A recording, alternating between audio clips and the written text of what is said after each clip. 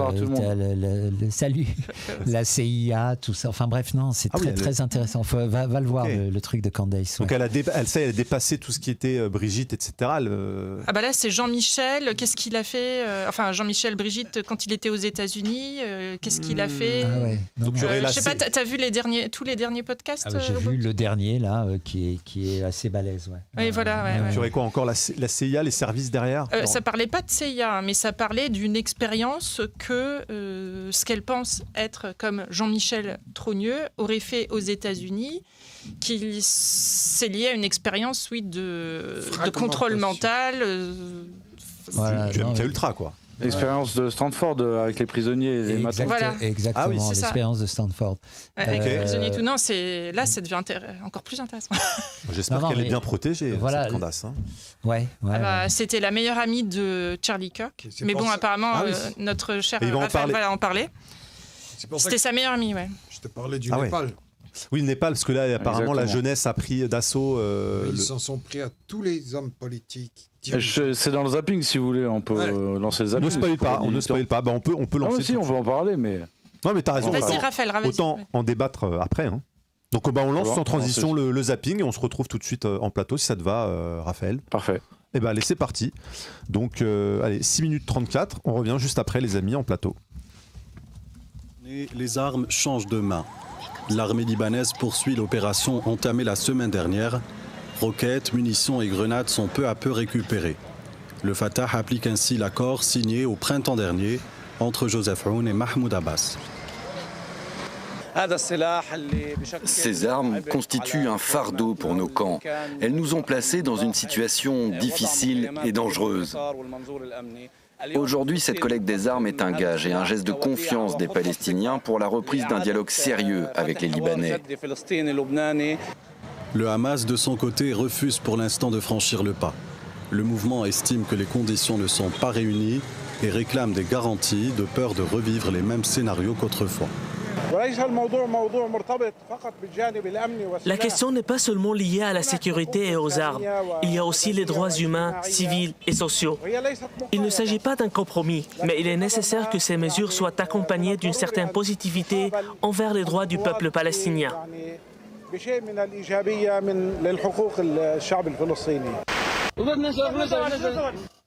Le mouvement Houthi au Yémen a confirmé que le Premier ministre autoproclamé Ahmed Ghaleb Nasser al-Raoui a été tué dans une frappe aérienne israélienne au début de cette semaine. Le groupe soutenu par l'Iran a déclaré que plusieurs autres hauts responsables ont été tués lorsque les forces de défense israéliennes, FDI, ont ciblé la capitale du Yémen, Sanaa, jeudi. Les FDI ont déclaré à l'époque qu'elles avaient attaqué un objectif militaire houthi dans la région de Sanaa, sans donner plus de détails. Les Houthis contrôlent la majeure partie du nord-ouest du Yémen depuis 2014, après avoir renversé le gouvernement reconnu internationalement de Sanaa et déclenché une guerre civile dévastatrice.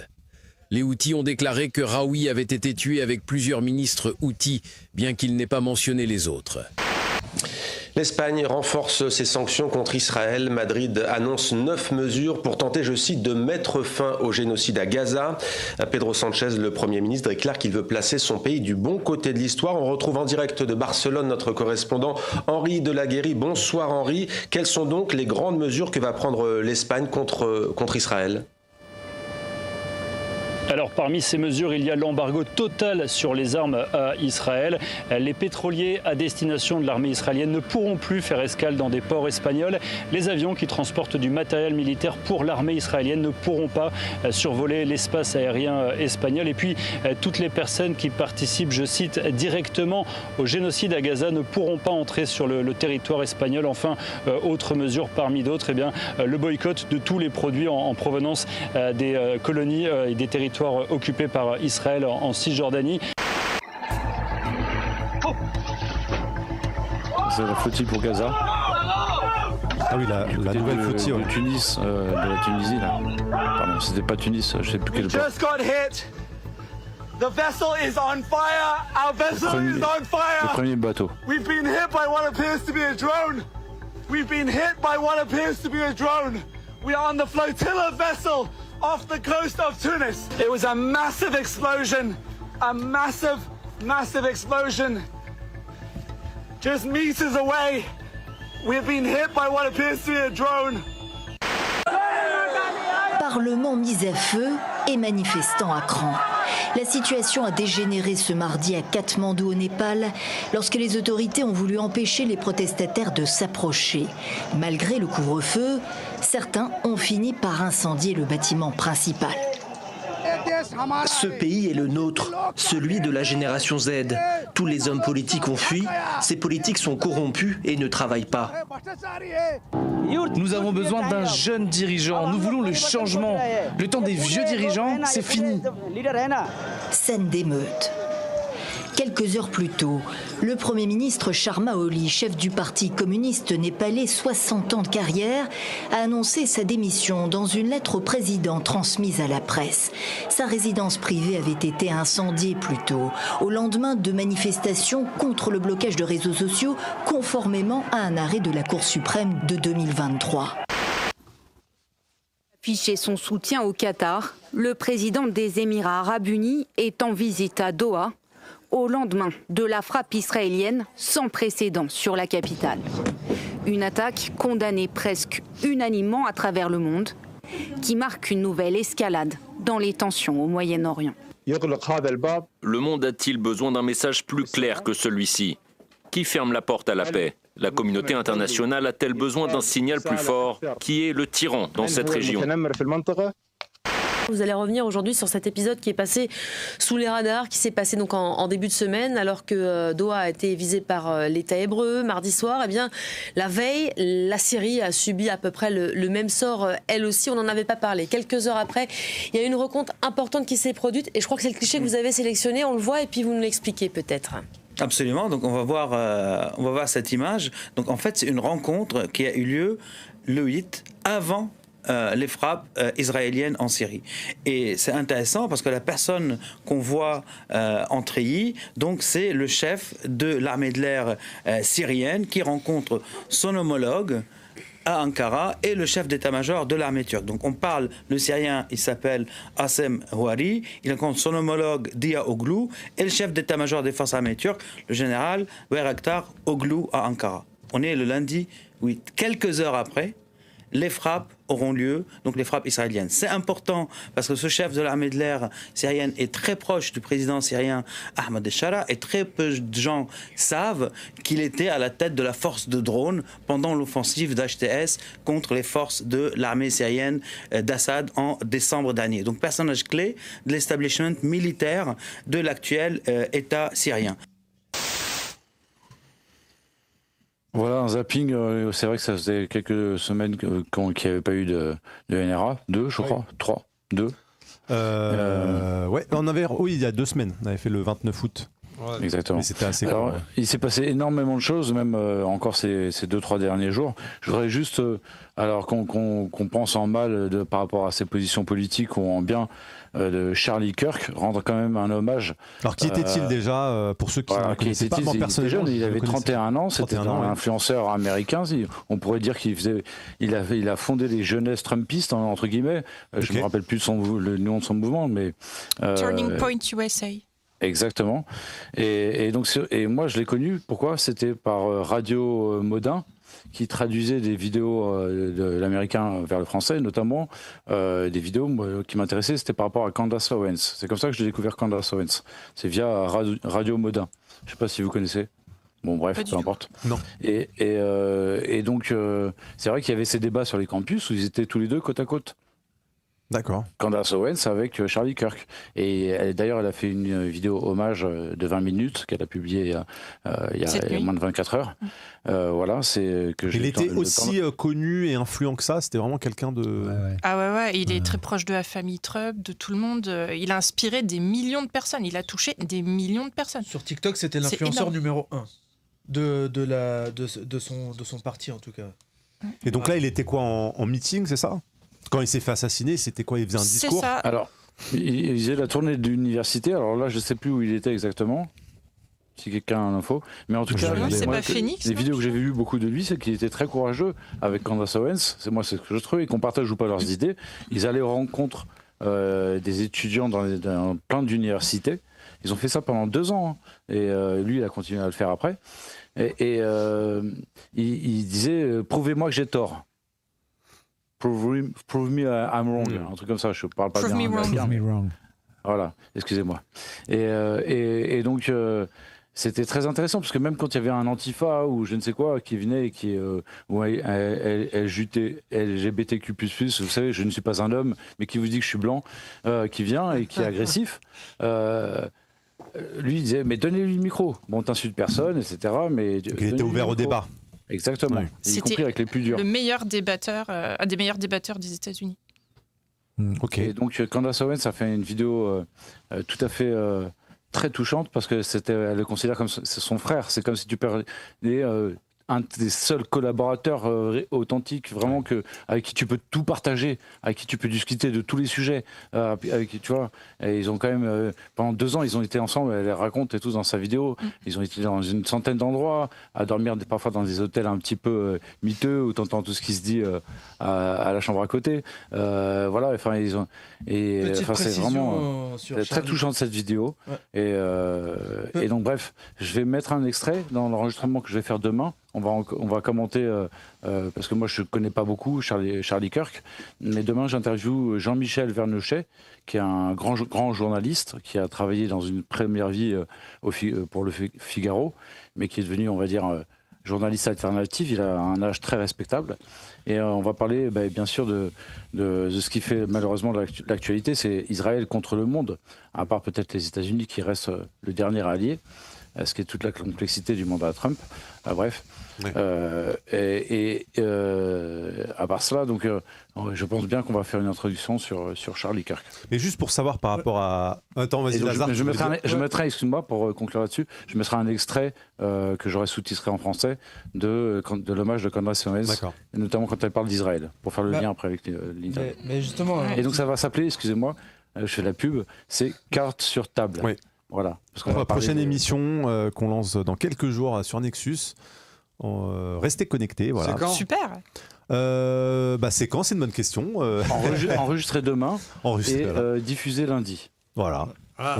On se posait la question encore du meilleur jour. On s'est dit lundi, les gens reprennent la semaine. Est-ce que c'est le meilleur jour ? Bon, on s'est dit pourquoi pas. Qui vient rien lundi, donc petite astérix sur Charlie Kirk. Astérisque. Ouais, astérix. sur Charlie Kirk. Ouais, non, je disais petit astérix. Bon. Sur Charlie Kirk et Candace Owens, ils avaient un gros sujet de différence, c'était Israël justement. Parce que lui, il était totalement pro-sioniste. Dans son hommage. En fait, ils n'avaient aucun désaccord. Oh bah, je suis désolé, Candace Owens, elle est totalement anti-sioniste, alors que lui, il était totalement pro-sioniste. Si. C'est juste qu'il l'a déclaré plus tardivement. Oui, alors il tendait à avoir le même point de vue que Candace. Oui, et aussi, je crois que les protestants, ils commençaient à aller vers le catholicisme. Il y a des gens qui disent que c'est son changement de point de vue sur Israël qui a fait que... Voilà. Qu'il était devenu après, chacun fait ses conclusions, mais c'est ça que je voulais dire.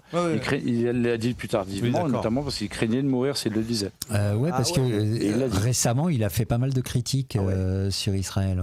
Il a posé de bonnes questions. Mais sinon, il pensait la même chose au même moment. C'est pourquoi les États-Unis ils étaient très frères de pensée, en fait. Ils partageaient beaucoup de choses avec Candace Owens, et voilà. Mais pour vous, ça envoie... Enfin, du coup, j'imagine que derrière, l'état profond n'est pas très loin sur cet événement, cet assassinat. On peut le redouter. On peut le supposer que c'est pas juste un mec isolé. Moi, je dirais le terme, on peut le redouter. Est-ce que c'est un message ça vient en France ? C'est un message pour Candace. Non, en fait, il y a plein d'hypothèses. Est-ce que c'est un message envoyé ? Ils ont arrêté un boomer. Après, ils ont arrêté Tyler Robinson, qui est un militant LGBTQ+, avec qui il avait débattu lors d'un événement et qui aurait confessé à son père que c'est lui qui avait fait ça. Mais c'est vrai que le tir est tellement précis. Enfin, je ne sais pas si vous avez vu la vidéo. Sachant le sniper professionnel. Donc c'est un sniper. Il a été touché au cou et le sang a jailli. Enfin, c'est horrible, et sa femme et ses enfants étaient là. Ah oui, c'est un film d'horreur, quoi. C'est très sniper. Ah, moi je pensais que c'était un type qui était venu au pistolet. Non, ok, d'accord. C'est un mec sur un toit à 200 mètres, sniper professionnel. Voilà, tu ne le fais pas, ça. D'ailleurs, un des gars qui s'est fait arrêter, en fait, il avait une carabine de plomb. impossible de bah faire ça. Oui, tu fais pas. Oui, d'accord. Okay. Donc ils ont trouvé un bouc émissaire à la con. Bah, on sait pas vraiment. Enfin, c'est pour ça, moi, je communique pas trop là-dessus parce que bon. On saura peut-être jamais vraiment, mais. Demandez à Rudi Reichstadt. Voilà. Ok, donc ça pourrait être un message envoyé ou ouais, quand même. On ne sait pas trop, mais en fait, moi, ça m'a pas mal touché parce que je me dis, ça peut arriver à n'importe qui. Regarde, Romain, par exemple, ou toi. Lors des cafés Nexus, où là, vous posez des questions, vous discutez avec les gens, vous êtes ouvert au débat. Charlie Kirk, il était ouvert à tous les sujets, tous les débats. Mais on est moins influent que lui apparemment. Ouais, c'est pas la voilà, lui il était très influent et il était très fort. Tant mieux. Et voilà. c'est là où ne pas être trop gros, ça protège. Ouais, lui, pour donner une idée, en termes de notoriété, il était à peu près au niveau de Candace Owens et un peu en dessous de mecs comme Joe Rogan ou Tucker Carlson. Ah oui, quand même. Okay. Voilà, donc c'était quand même du lourd, quoi. Tu vois, c'était pas. Bah, ce qui était très intéressant aussi pour l'électorat américain, c'est que lui, en fait, il avait beaucoup d'influence sur les jeunes, donc les futurs votants. C'est ça, oui. Il a commencé très tôt, il a commencé très jeune. En fait, en 2017, c'est-à-dire qu'il avait 31-8, 23 ans.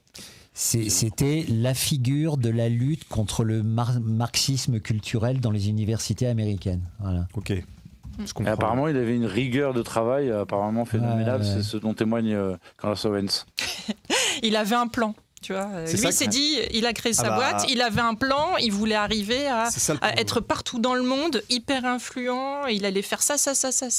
Il a réussi, mais c'est ça le problème, c'est que du coup ça fait peur à l'état profond, les gens comme ça, les gens organisés, qui ont de l'influence, qui sont sérieux. Et, il a payé de sa vie. Et malheureusement, souvent ces gens-là... La liberté d'expression, afficher sa foi. Ouais, en plus. Bon, aux États-Unis, c'est pas un problème. Bah, en tout cas, je ne sais pas pourquoi. Moi, j'ai pas très bien compris. Peut-être qu'au bon tweet a mieux compris que moi. Mais Tucker Carlson et le General Flynn ont dit en vidéo et tweeté que c'est la foi, c'est le christianisme c'est la foi de Charlie Kirk et c'est le christianisme qui a été attaqué. C'est bizarre de dire ça. J'ai pas tout compris, j'avoue. Parce que c'est après, pour il y a des interprétations. Faire diversion. Alors, puisque je passe maintenant, je voulais juste faire un petit hommage à Daniel qui est passé tout à l'heure, en 2 secondes. Ouais, vas-y. Parce qu'il était là, en fait, dans la salle, la soirée du 5, quand je suis arrivé, j'ai voulu visiter l'intérieur de la salle, le premier étage, avec tous les gradins, ce théâtre magique, quand même, le théâtre du gymnase, où Coluche s'est produit, et où même ça remonte à Balzac, quand même. C'est les chaises en velours et tout. C'est très doré et tout. Mais vous méritez ça, quoi. C'est doré, mais c'est pas de la fausse élégance. Enfin, je veux dire, c'est pas bling bling. C'est vraiment authentique. C'est pas pimpant, c'est authentique. Et donc, il y avait Daniel qui était en train de discuter avec Étienne. Il était seul c'était parmi les premiers, quoi.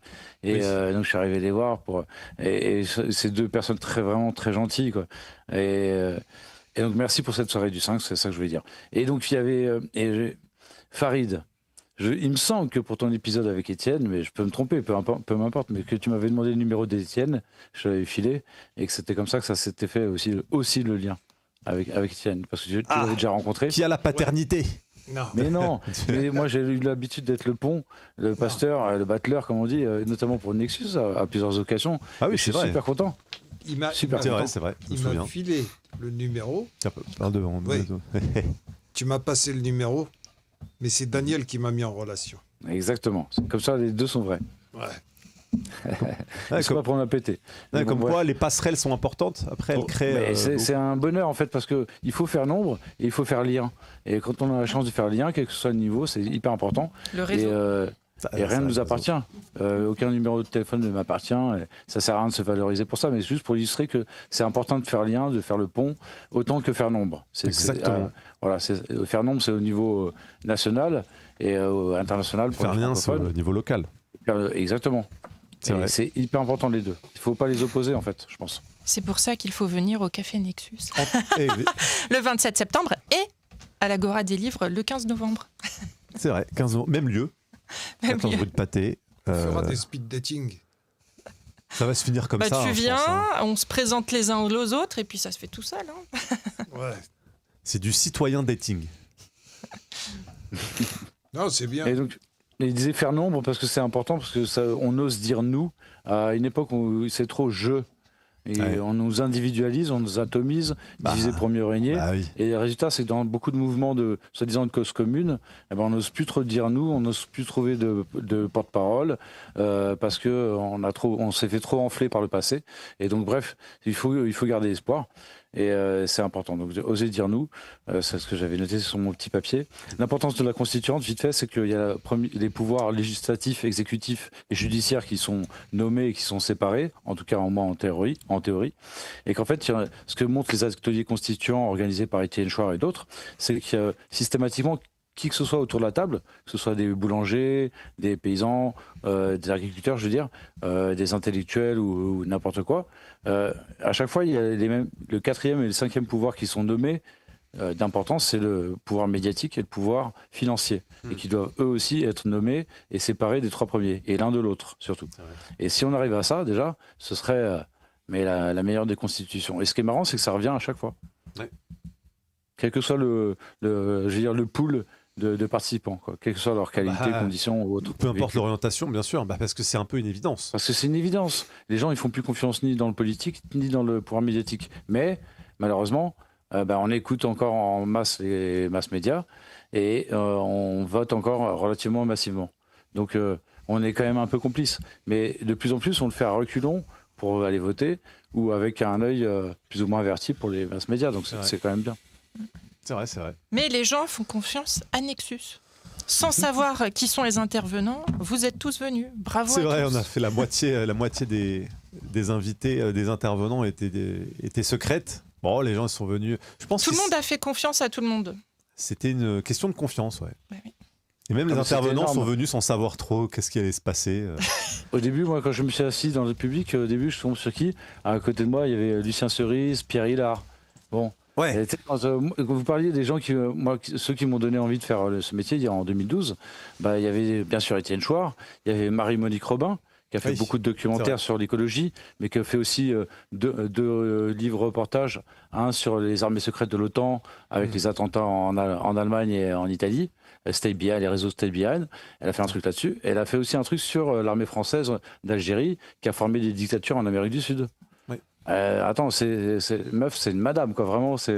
Et en plus, il faut voir le style, quoi. C'est une meuf simple, gentille, authentique, quoi. Et elle arrive à faire des contrats avec Arte, voilà.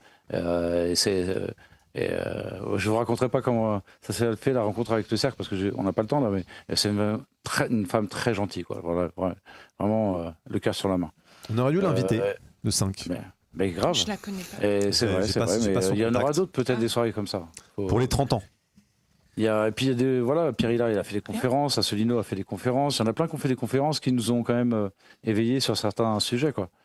Merci à eux. Beaucoup d'invités qui étaient dans la salle, moi je les ai suivis il y a une bonne dizaine d'années et m'ont éveillé à Michel Collomb, il n'était pas là, mais Michel Collomb fait partie des gens qui m'ont inspiré pour faire ce métier. Il y avait Jacqueline Roche. Très bien, Michel Collomb. Michel Collomb, ouais. Investigation, c'est 2003. Ouais. C'est vraiment un des pionniers, sur Internet. Étienne, moi, c'était aussi un des pionniers qui m'a éveillé. Pierre Hillard et tant d'autres. Moi, c'est ça. En 2003, j'écoutais beaucoup Messan, via le réseau Voltaire, et Collomb. Voilà. Pour parler de géopolitique, quoi. Et alors, tout à l'heure, on parlait de la Constitution, de l'importance de la Constitution, mais c'est vrai que même en France, on a un Conseil constitutionnel qui est censé veiller sur la Constitution pour qu'elle ne soit pas amendée à tort et à travers. Mais quand on voit qui compose le Conseil constitutionnel, c'est qui le patron, voilà, c'est Laurent. C'est un peu grillé, quoi. Notre cher Laurent Fabius. Oui, avec son fils qui était chez McKinsey, si je ne me trompe pas. Exact. Au moment de la crise Covid. C'est Ferrand maintenant. Ah oui, c'est vrai, non, c'est Richard Ferrand. Ouais, mais ça a été Fabius. C'était longtemps pendant Fabius. De toute façon, c'est kiff-kiff, c'est toujours des mecs un peu du sérail. Et puis de toute façon, le Conseil constitutionnel n'a aucun pouvoir de sanction vis-à-vis du pouvoir des élus. Et personne ne contrôle le Conseil constitutionnel. Parce qu'il faudrait aussi que. Donc, question, à quoi sert-il ? Exactement. À conseiller. C'est un vernis de démocratie. C'est une sorte de vernis, c'est vrai. C'est comme l'opposition contrôlée, il faut qu'elle paraisse un minimum crédible. Sinon, c'est pas l'opposition contrôlée. C'est juste un média mainstream. C'est vrai. Bref, on pourrait continuer longtemps comme ça. Je voudrais juste faire la pub du documentaire que je commence à réaliser. Si tu veux bien, je t'ai envoyé par mail l'affiche. Oui. Alors, ces personnes-là n'ont pas encore donné leur accord, mais j'ai toutes réussi à trouver plus ou moins soit un contact, un email détourné pour les contacter. Et il y a pas mal de Français ou de Suisses qui m'ont dit voilà, oui, ou certainement oui. Très bien l'affiche par rapport aux premières versions. Merci beaucoup. Ouais, très très intéressant. Un documentaire donc sur la Palestine et sur l'angle de la faillite morale de l'Occident, politique, intellectuelle, médiatique, etc. Et à ce niveau-là, j'aurais besoin, parce que vous voyez la liste des personnes que je souhaiterais interviewer, il n'y a pas que cela, mais à l'international, il y a notamment cela, ces personnes-là. Que soit si vous êtes croyant, que vous fassiez une petite prière pour qu'elles disent oui, ces personnes. Soit si vous n'êtes pas croyant, que vous fassiez une petite méditation, que vous envoyez des ondes positives. Si vous n'avez pas d'argent pour, ou même si vous en avez, bien sûr, il y aura un crowdfunding, mais si vous n'en avez pas, voilà, envoyez des ondes positives. Ah oui, à Sanger, Manchheimer, ouais. On ne sait jamais. Et puis c'est des gens qui sont intéressants, qui sont intéressés par le sujet, qui ont des connaissances et qui ont des sensibilités. Voilà. En tout cas, Norman Finkelstein t'a dit peut-être déjà. Ah oui, peut-être. Mais peut-être. Non, il m'a pas répondu. Qu'est-ce que tu me dis ? Non, qui a dit ? Mais j'ai un contact par une personne que vous avez interviewée ici. Ah, d'accord. Bon. Un contact direct. Écoute, avec le pouvoir de l'intention, vu que ça y est, c'est sur l'affiche. C'est comme si c'était fait. Je vous remercie. C'est une humble demande que je fais. Et puis comme ça me permet de parler du projet. Et comme ça me motive aussi pour le faire en vrai. Très très bon sujet. J'espère que tu pourras commencer et finir au plus vite. De toute façon, je pense que peu importe quand il sera diffusé, il sera toujours d'actualité. Malheureusement. Malheureusement, oui. Et donc voilà, le Carte sur table, donc l'émission qu'on enregistre demain avec Jean-Michel Vernochet et qu'on publiera donc lundi soir en fin d'après-midi sur Nexus, qui parlera donc d'actualité internationale, de géopolitique avec un sujet précis à chaque fois. Et là, ce sera Israël. Malheureusement, parce qu'Israël tape, on l'a vu dans le zapping, il tape tous azimuts. Voilà, on peut imaginer que ce soit des extraterrestres ou que ce soit, je sais pas moi, les Boliviens qui ont fait des coups là, sur la flottille. Mais il y a eu 2 drones qui ont lâché des objets incendiaires explosifs sur 2 bateaux de la flottille qui est composée de 50 navires, là, qui partaient, je crois, d'Italie et qui étaient en escale en Tunisie. Et ça fait d'ailleurs, je crois, 11 jours ou 8 jours qu'elle est en attente en Tunisie. Et voilà, il y a des actes comme ça qui sont assez bizarres qui se passent. Mais en Tunisie, il y a déjà eu des actes terroristes sionistes depuis, même ça remonte aux années 90-80. Donc ils ont une présence, malheureusement. Ouais. Et donc on peut les soupçonner, évidemment, on n'a pas forcément de preuves. Mais ça rappelle un procédé qu'ils ont utilisé à Gaza. C'est-à-dire des drones qui viennent et qui lâchent des objets incendiaires. Ça s'est passé à Gaza récemment. Il y a un article du Monde avec des vidéos authentifiées qui est dans la liste des articles que je t'ai préparé, si tu veux d'ailleurs. À moins que tu veux qu'on commente aussi, on n'a pas du tout commenté trop les images.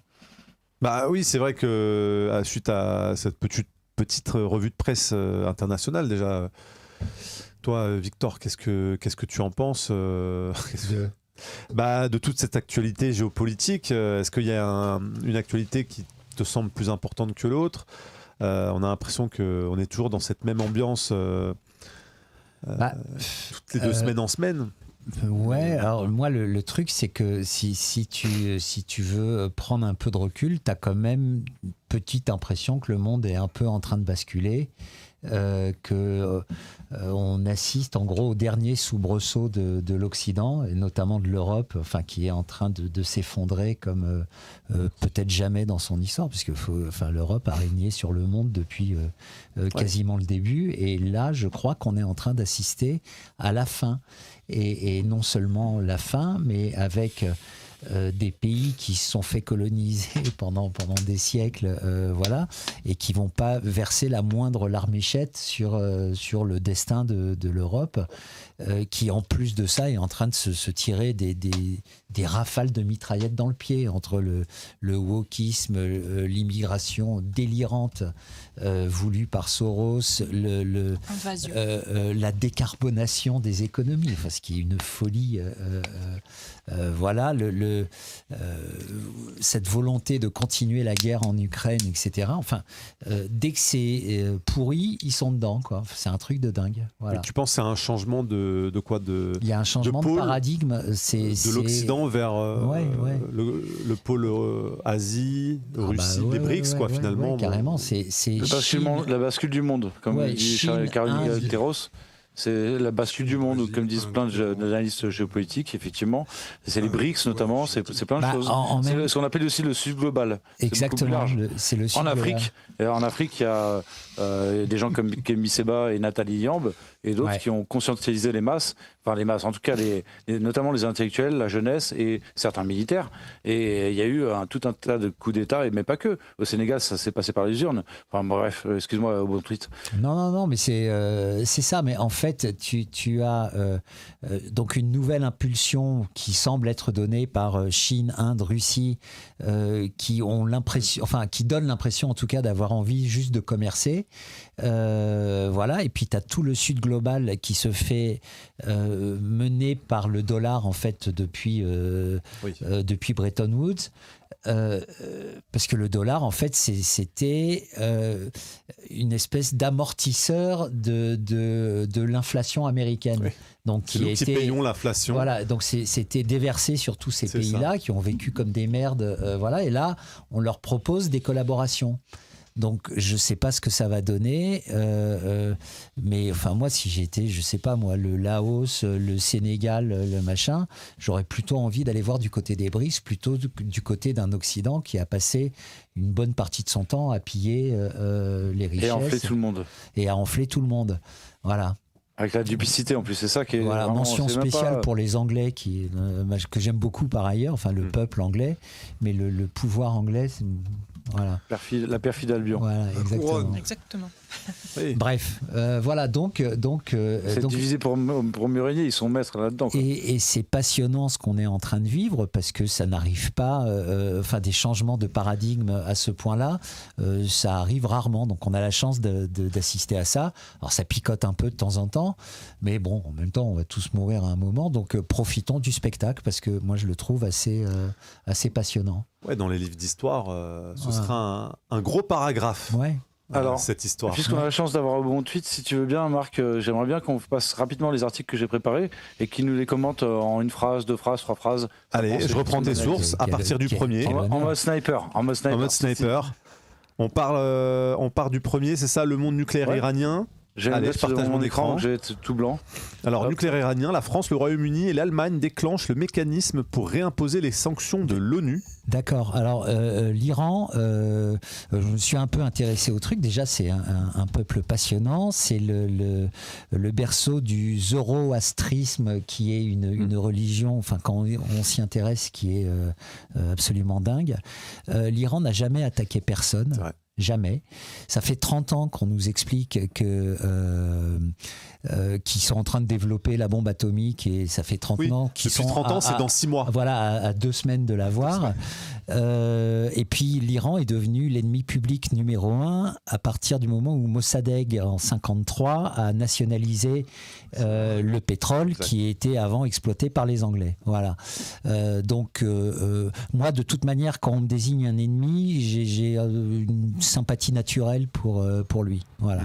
Alors après, c'est pas des enfants de cœur, on est bien d'accord. C'est pas non plus, on n'est pas dans un monde manichéen. Évidemment. Mais le narratif sur l'Iran, c'est à peu près le même que les armes de destruction massive de Saddam Hussein. Voilà.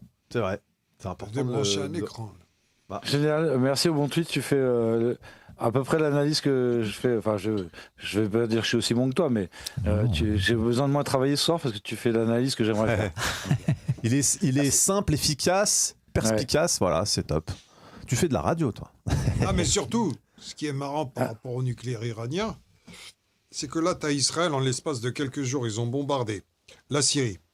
Donc, le Qatar. Le Qatar, le Yémen. Et les sanctions de la France. Et la flottille. Ouais, la flottille. L'Allemagne, la France, le Royaume-Uni. C'est quoi leurs sanctions ? Non, nous, c'est quand il y a 10 drones qui survolent la Pologne russe, on est là. Ouais. Oula, article 4. Ah bah c'est toujours à géométrie variable. Hein. Mais c'est pour ça qu'ils se foutent de la gueule des gens. C'est comme les artistes. Il y a un chef d'orchestre là, je sais plus si c'était en Hollande ou un chef d'orchestre israélien qui devait se produire en Allemagne ou en Hollande. Il a été annulé. Et alors là, il y a des réactions étatiques de fous.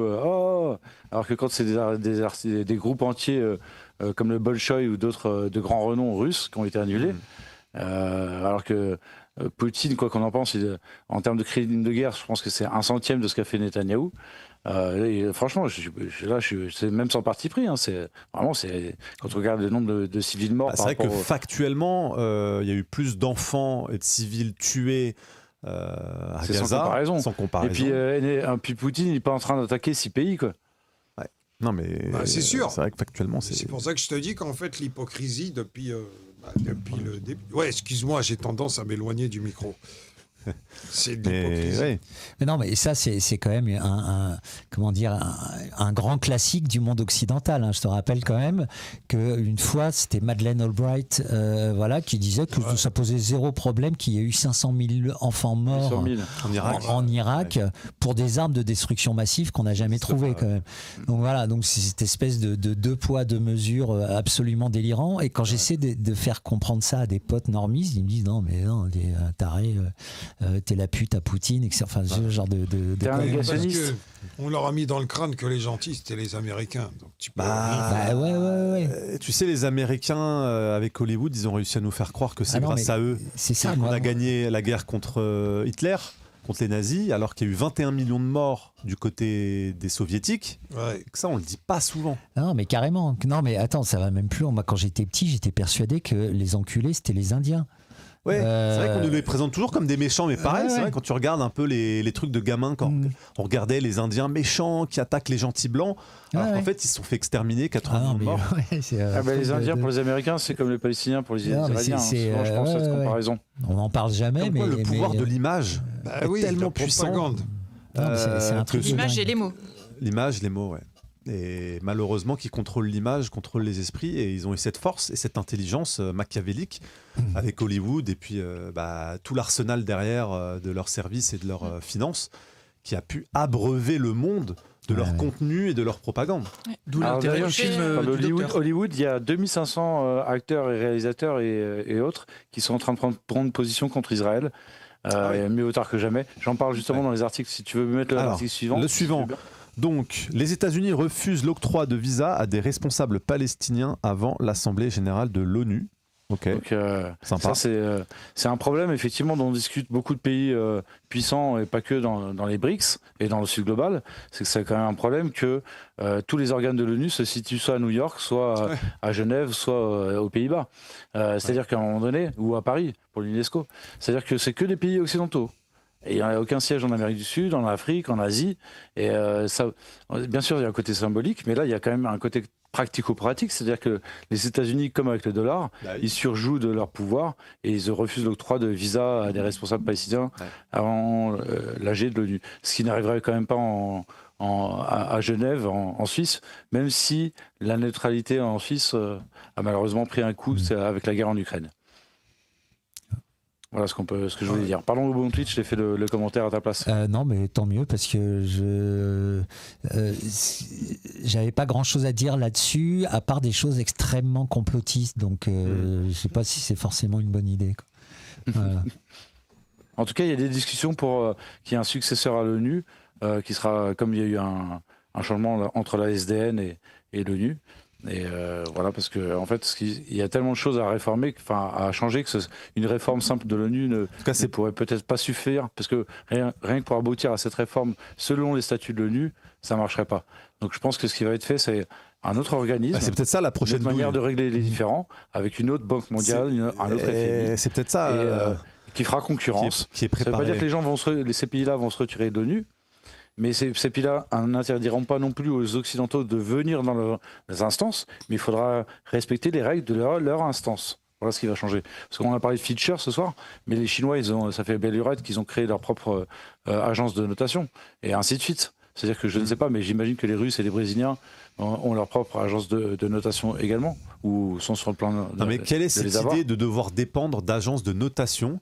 Après, ça, c'est tout un débat sur le capitalisme. Moi, je ne suis pas capitaliste. Hein. C'est pas moi qui vais Je pense que même quand on note dans un aéroport, hein, les agences de notation, avant le krach de 2007, elles avaient super bien noté tous les subprimes et toutes les banques qui en détenaient, etc. Et comment on leur donne du crédit encore moins? Ces gens ne sont pas sanctionnés, quoi. Donc, si tu veux, voilà. Mais on continue. Les gens, ça leur semble normal de continuer à dire on est moins bien noté, on a perdu un demi-point. On n'y comprend rien. Tout ça est une pièce de théâtre auquel effectivement peu de gens comprennent quelque chose, mais au final ça permet toujours de blanchir de l'argent, parce qu'en fait toutes les crises, qu'elles soient sanitaires, terroristes, économiques, etc., se terminent par du blanchiment d'argent. Voilà. Bon. Ou par un bain de sang. Alors ça me permet de faire le lien avec l'article suivant. Alors, les États-Unis affirment avoir tué 11 trafiquants de drogue dans le bombardement d'un bateau au large de Venezuela. Désolé de sourire un peu, c'est triste, mais pour les trafiquants de drogue, je ne sais pas pour eux. Hein. Mais ils cherchent toujours un prétexte pour aller taper le Venezuela. Ils ont besoin d'aller là-bas. Nicolas Maduro, sa tête avait été mise à prix à $50 millions, c'est ambiance Far West. Ah oui, c'est vrai, 50 millions, plus que Ben Laden. Et je crois que le Venezuela est sur les dents parce qu'ils craignent une offensive armée, une invasion du Venezuela par les forces américaines. Ils ne tiendraient pas longtemps. Le Venezuela, c'est la plus grande réserve mondiale de pétrole. Ouais. Mais de pétrole aussi de bonne qualité. Non. Non ? Ils ont du pétrole. En fait, ils ont une grosse réserve de pétrole, mais il est de moins bonne qualité que l'Arabie Saoudite. Ok, donc c'est ça la différence. Donc ça nécessiterait beaucoup d'infrastructures pour le rendre utilisable. Oui, pour le raffiner, mais si tu veux, c'est que ça reste quand même la grosse réserve. C'est sûr que c'est un point stratégique. Non, mais en même temps, il faut se mettre à leur place. C'est-à-dire que tu peux pas dire, tiens, je veux aller me servir du pétrole, donc tu es obligé de trouver des trucs. Donc alors, tu as des bébés dans des couveuses, des armes de destruction massive, un tyran qui martyrise son peuple, etc. etc. Des trafiquants de drogue. Voilà, et des trafiquants de drogue. Là, c'est bien parce que moi, je trouve pour une fois, ils sont un peu créatifs à la CIA. Ouais. Parce que moi, j'ai trouvé un peu chiant, parce que c'est toujours les mêmes excuses. Et là, non, j'aime bien le. Mais le Venezuela, il a quel lien avec les BRICS? Alors ça, c'est une bonne question. Bonne question, personne n'a la réponse. Moi, je serais Maduro. Je demande un peu protection à l'un des membres des BRICS, quand même, tu vois. Il y a beaucoup de pays qui ont adhéré aux BRICS, et souvent c'était des doublettes, par exemple Égypte, Éthiopie. D'ailleurs, je vais en parler parce qu'il y a un des articles qui parle du barrage de l'Éthiopie. C'est deux pays qui sont en opposition, notamment par rapport aux eaux du Nil. Il y a Arabie Saoudite, Iran qui ont adhéré également. C'est souvent des doublettes comme ça qui ont adhéré. Apparemment, c'est le Brésil qui empêche. Le Venezuela, il voudrait rejoindre. D'accord, c'est le Brésil qui bloque. Et après, il y a des pays observateurs, entre guillemets. C'est pas observateur, le terme, c'est associé. Il y a des pays qui sont associés. Je crois que la Turquie, c'est pas un pays qui est aspirant adhérent. En tout cas, je crois que c'est un pays associé. Mais alors, en plus, tu sais, il y a cette fameuse doctrine Monroe qui date de 1862 ou un truc comme ça, et qui dit que de toute manière, tout ce qui se passe sur le continent américain, donc du Canada à la Terre de Feu, ça concerne les États-Unis. Donc tout le monde ne peut pas y faire ce qu'il veut. Voilà, donc c'est une théorie très très intéressante, enfin une doctrine très intéressante, donc qui leur permet à peu près d'avoir le contrôle absolu sur toute l'Amérique latine. Ce qui explique beaucoup de trucs, les rencontres, ce qui explique que, il y a plein d'affaires, et qui tournaient à une époque aussi autour des entreprises de fruits, par exemple, la Banana Corporation, des choses comme ça. C'est surprenant. C'est United Fruits ou un truc comme ça. C'est ça. Et donc du coup, article suivant, ça c'est pour le bon tweet. J'aimerais bien au bon tweet. Donald Trump souhaite renommer le Pentagone département de la guerre. Ça c'est un peu plus clair. C'est même déjà fait. Ça c'est fait. Ils ont changé la plaque. Ouais, écoute, je sais pas trop quoi dire là-dessus. Ça a le mérite de la clarté. Voilà. Voilà. Nous, on fait l'inverse parce que nous, c'est Sarkozy qui avait construit une espèce de petit pentagone dans le 15e arrondissement. Oui. Voilà. Écoute, c'est clair au moins. Et Farid, c'était une blague là-dessus sur la fistinière. La fistinière. Ah, je sais pas. Au moins les choses sont claires, quoi. Ah bah oui, non mais là, pas besoin de c'est vrai que se cacher. Là où nous on va vivre un peu le côté un peu à l'envers orwellien, où on va nommer le ministère de la guerre, on va le nommer ministère de la paix, tu vois, on va faire tout à l'envers, tu vois, en France.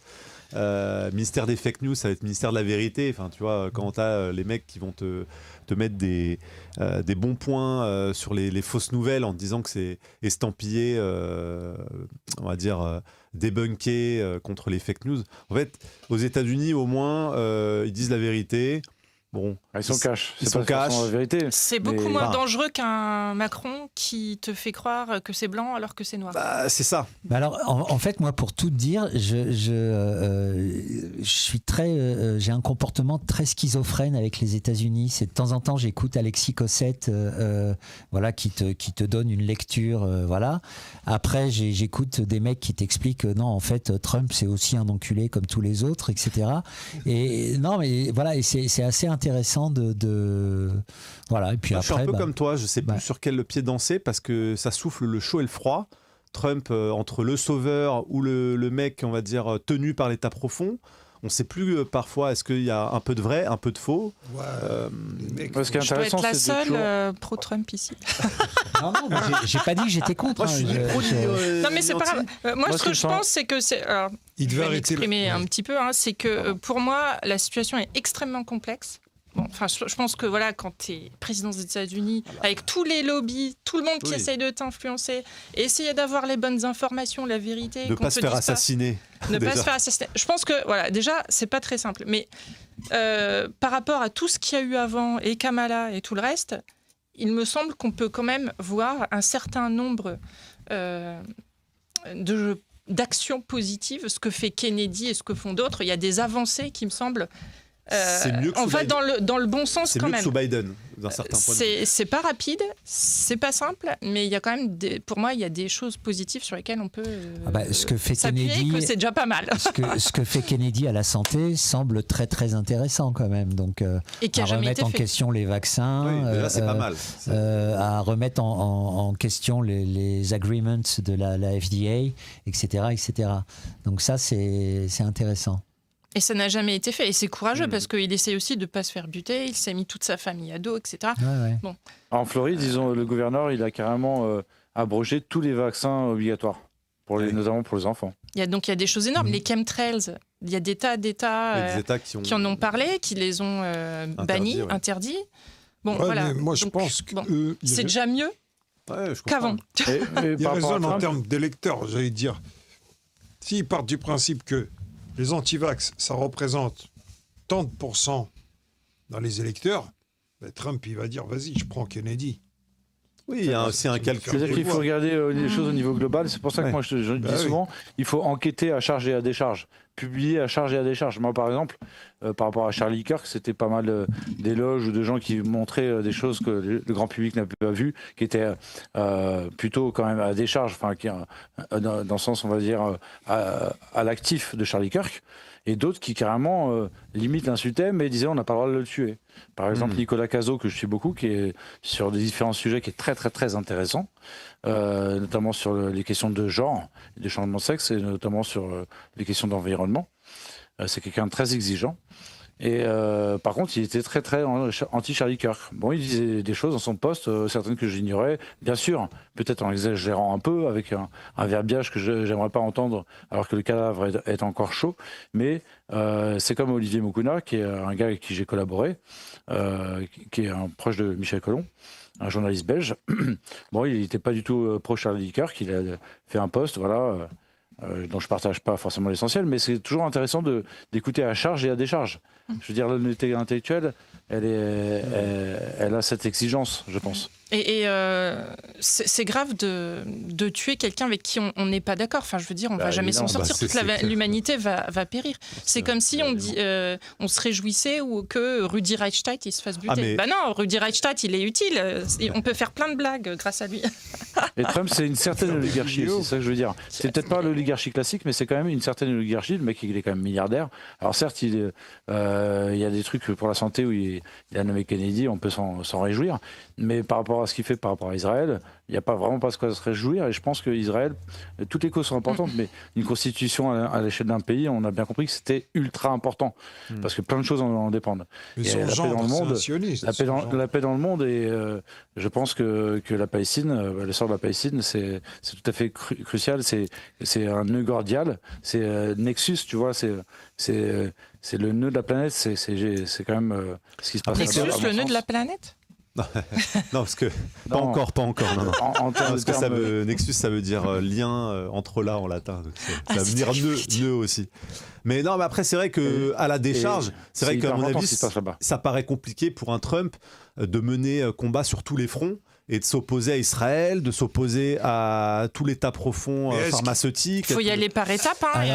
J'ai pas envie qu'il se fasse buter tout de suite. Est-ce qu'il était sur l'île d'Epstein? Parce que il y a eu quand même ça a été débunké. Certaines victimes qui ont parlé. Débunké, je suis sûr. Des vraies victimes ou pas, j'en sais rien. Il n'a pas été enquêté jusque-là. Il y a certaines victimes qui ont dit qu'on commençait à balancer des noms, et Trump en fait partie. Oui, comme Musk qui a dit que Trump était sur la liste. Mais non, mais tu vois, par exemple, pour ceux qui sont versés dans les théories Q, etc., tu as un post qui dit qu'on gardera Israël pour la fin.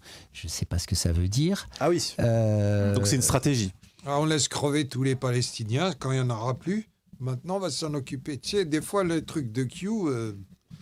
c'est pour ça que c'est compliqué. Après, va savoir ce qui se joue derrière. Si tu es dans le trip Q, il y a des posts qui sont assez intéressants sur le sujet. Voilà. Ça continue ça encore, QAnon? Il y a des posts qui... c'est fini. Il n'y a plus de posts. Maintenant, il y a l'interprétation de tout ce qui s'est passé avant. Il y a des choses qui se vérifient avec. Et puis il ne faut pas oublier que ce qui a pu être publié a aussi pu être orienté, infiltré par les réseaux aussi de l'État profond, des renseignements. C'est une vraie guerre, je crois qu'on ne se rend pas compte. C'est une vraie guerre spirituelle. Donc, tu as de vrais ennemis en face, tu peux te faire buter.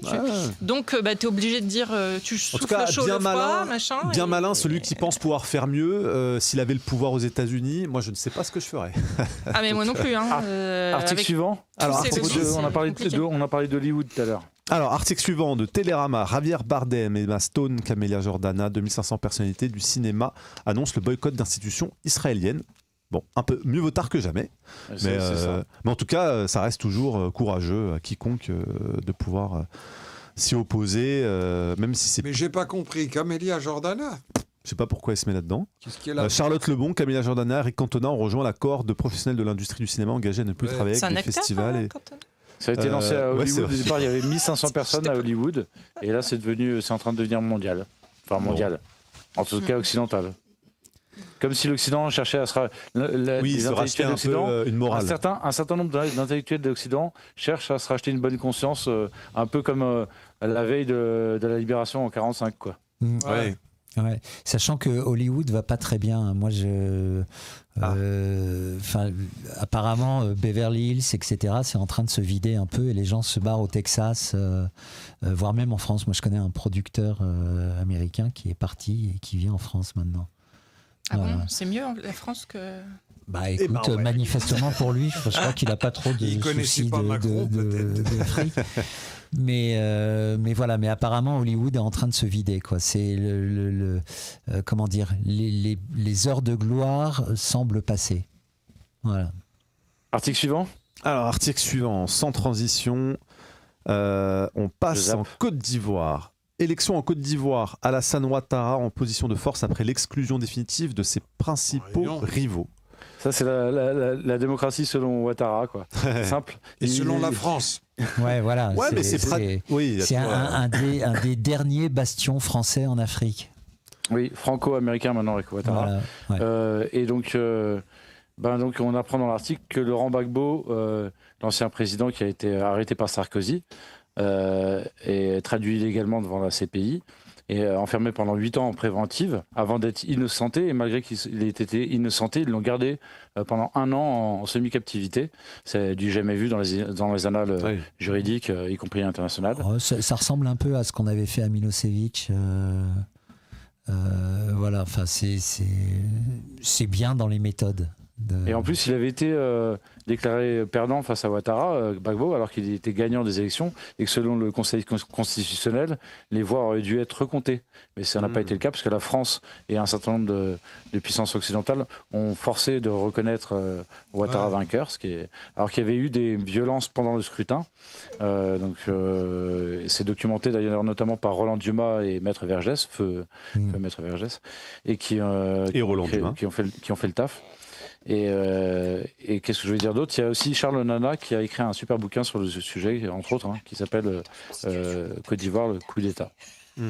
Donc là, on voit effectivement, c'est les soubresauts de la France-Afrique, puisque Alassane Ouattara, je le rappelle, est passé par le FMI et il est né en Haute-Volta, donc avant c'est l'ancien nom du Sierra Leone, si je ne me trompe pas.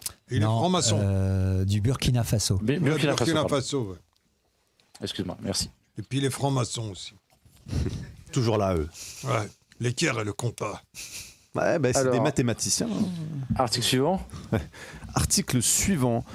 Alors, article du Monde encore. L'Éthiopie, après 14 ans de travaux, inaugure son grand barrage de la Renaissance sur le Nil Bleu, le plus grand ouvrage hydroélectrique d'Afrique, qui produira. Alors désolé, c'est encore un article du Monde. Mais, comme je dis, il faut toujours garder un œil sur le monde. Non, mais sur les sujets non controversés, les médias mainstream font le taf. Ah bah si, c'est controversé ça. Non, mais non, il n'y a pas de débat pour savoir si l'information est vraie là. Ah d'accord. En fait, si tu veux, c'est-à-dire qu'il faut toujours avoir un double regard entre le rapport des faits et l'analyse, parce que souvent, des fois, ça peut être mêlé. C'est vrai. Et une fois que tu arrives à faire cette gymnastique, tu peux aller prendre tes sources chez les mainstream. Toujours à charge et à décharge. C'est toujours utile de savoir ce que les médias disent, ce que les gens entre guillemets du quotidien entendent aussi. C'est ça, il y a un truc à faire en général, c'est regarder, tu vois, une brève comme ça, et puis aller voir ce que dit BHL dessus. Voilà. En général, c'est une espèce de petite gymnastique, moi, que je fais assez régulièrement. Et voilà. Et comme ça, je sais quoi penser quand, tu vois, là, par exemple, je t'avoue, j'ai pas trop suivi, donc je n'ai pas d'avis là-dessus. Mais si je lis ce que BHL aurait pu écrire là-dessus, je sais ce que je vais penser. Je veux te dire, c'est un scandale qu'ils aient une autonomie électrique. Ah non, au contraire. Ils doivent dépendre. Ah non, lui, il sera pour. Ah ouais, tu crois ? Il sera pour, parce que ça va assécher l'Égypte et eux, ils auront plus d'eau. Ah, j'avais pas pensé à ça, ouais. Ouais. Et Israël a souvent joué les pays qui sont au-delà de leur pays frontalier, l'un contre l'autre. Par exemple, on va dire le Soudan contre l'Égypte ou l'Éthiopie contre l'Égypte. En fait, l'Iran contre l'Irak, l'Iran contre trop l'Irak. Intelligents. Vous voyez, ils jouent trop aux échecs, ces gens-là. C'est grave. Et en fait, c'est pour morceler après les pays. Ouais, bah oui. Le Soudan a été morcelé, par exemple. Ouais. C'est des billards à 3 bandes. Ouais, mais il y a un jeu encore plus intelligent que les échecs, c'est le Go. Et ça, c'est les Chinois qui jouent au Go. Attends, c'est quoi le Go déjà ? C'est là où tu te retournes. Ça ressemble aux dames. Non, t'as plein de petits pions noirs et blancs et noirs, et tu dois encercler l'autre. Et tu retournes le pion quand tu l'as récupéré, non, c'est ça ? Et tu changes de couleur. Non, tu encercles. Ok. Tu disposes tes pions de manière à encercler l'adversaire. D'accord. Voilà, c'est dans la ligne directe. En fait, ces gens-là, ils sont super bons aux jeux de société, mais ils ont pris le monde pour un grand jeu de plateau, quoi.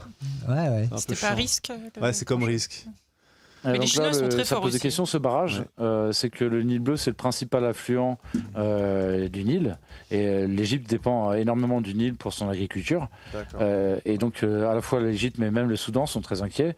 Même si aujourd'hui, l'Éthiopie dit non, on ne va pas réduire le débit. Les scientifiques disent non, vous inquiétez pas, ça ne change rien, tout va bien se passer.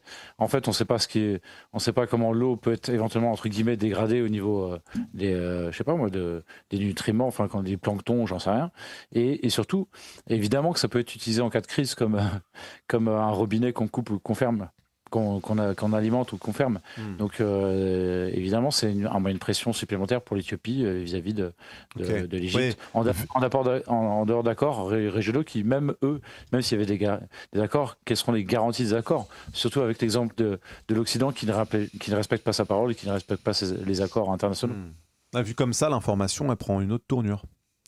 Exactement. Intéressant. Article suivant ? Oui, exactement. Alors, Time of Israel. Ça veut bien se charger. Un musée de la Shoah supprime un post disant que plus jamais ça ne se limite pas aux Juifs. Donc on n'a pas le droit d'être universel. Plus jamais ça, ce que ça veut dire, c'est que pour ce muséum de la Shoah à Los Angeles, plus jamais ça, c'est uniquement les Juifs. D'accord, ok. Musée de Los Angeles, accusé d'avoir comparé le génocide nazi des Juifs à la guerre à Gaza, s'engage à faire mieux en vérifiant à l'avenir les messages publiés sur les réseaux sociaux.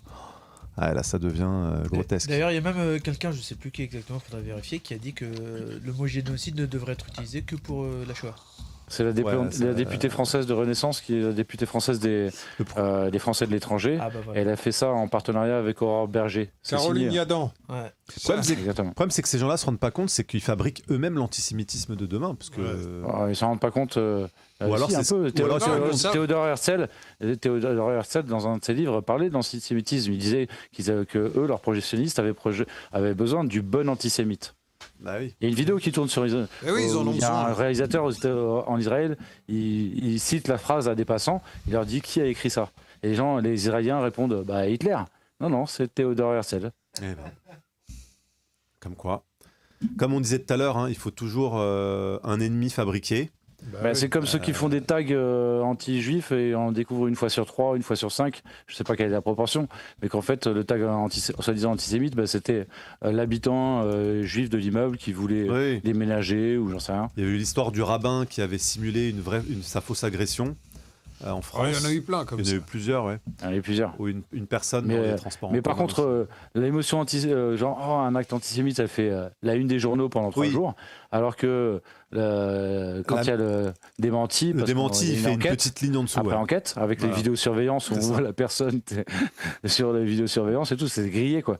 Et non, par contre, ça fait 3 lignes, quoi. Et ces gens font beaucoup de mal à leur communauté, mais bon, ça les intéresse pas. Alors, donc, article suivant, si vous voulez bien. À moins que, au mon tweet, tu voulais rajouter un truc, pardon. Non, je suis d'accord avec tout ce que vous venez de dire. Article du Monde, enquête dans un quartier de Gaza assiégé par l'armée israélienne. Des drones incendiaires bombardent un hôpital. Ils sont passés maîtres en la matière, en drones incendiaires.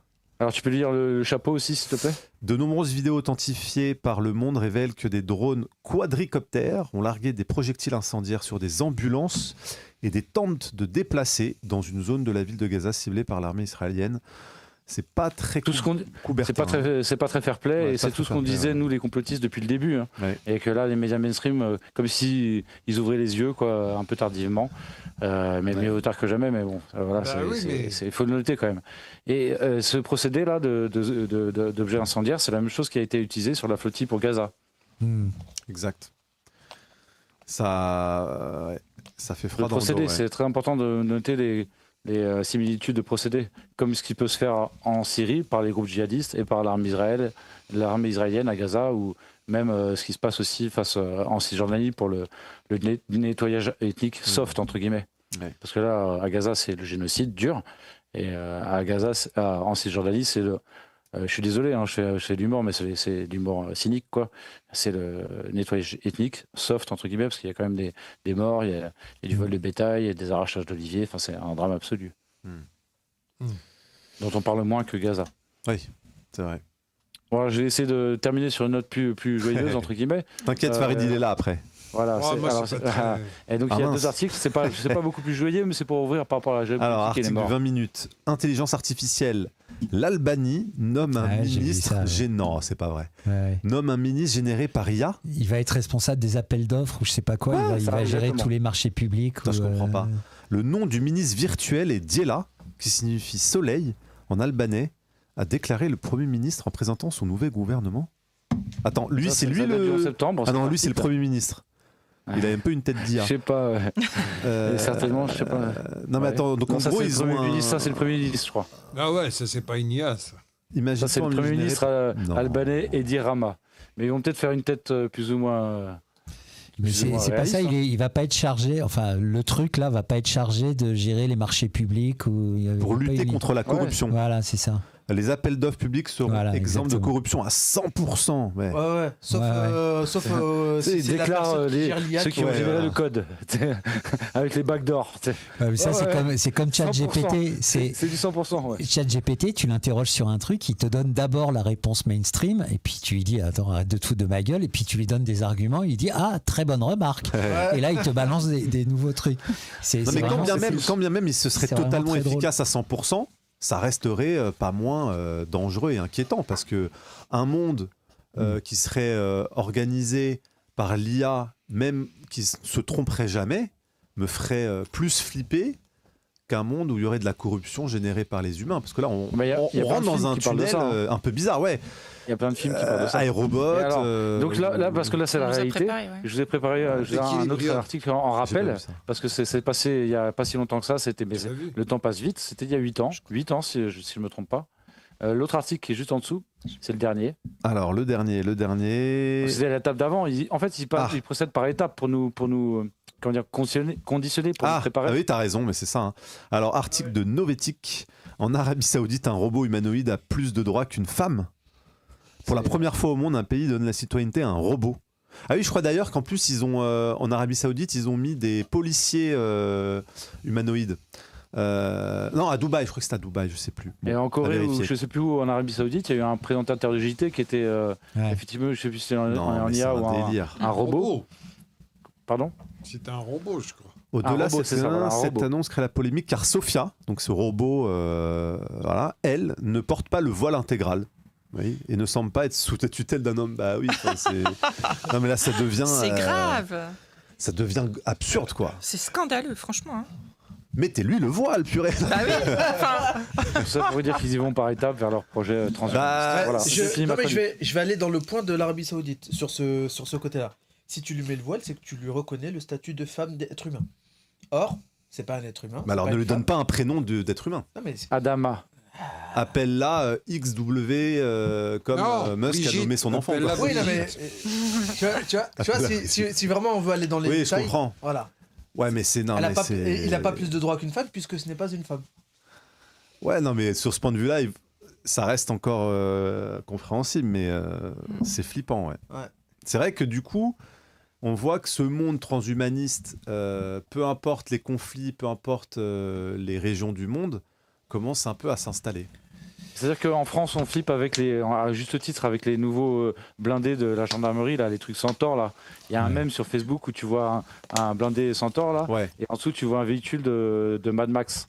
Ouais. En fait, c'est la même chose, c'est des trucs quittés et tout, avec des plaques en métal et tout, pour faire mal, quoi. Quand tu roules sur la foule, tu fais mal, quoi. Et c'est vraiment flippant. Et en fait, on va vers ça.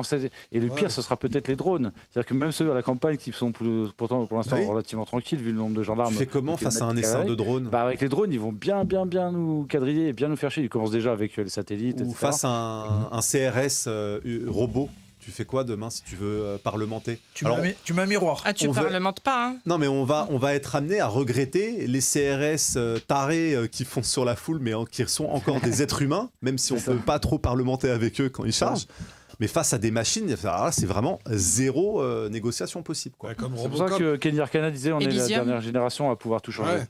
C'est que là, on a face à une croisée des chemins. Soit on prend une trajectoire transhumaniste et on va être dans la merde pour changer les choses. Soit on prend un truc un peu plus humaniste, un peu plus dans le respect de la vie, etc. Et moi, je suis sûr qu'on va y arriver, mais on ne va pas le dire trop fort parce que sinon, mais il faut le dire très fort. C'est là où normalement le relais doit être pris par des choses beaucoup plus spirituelles. Toi, t'en sais quelque chose avec ce que tu fais chez Nexus.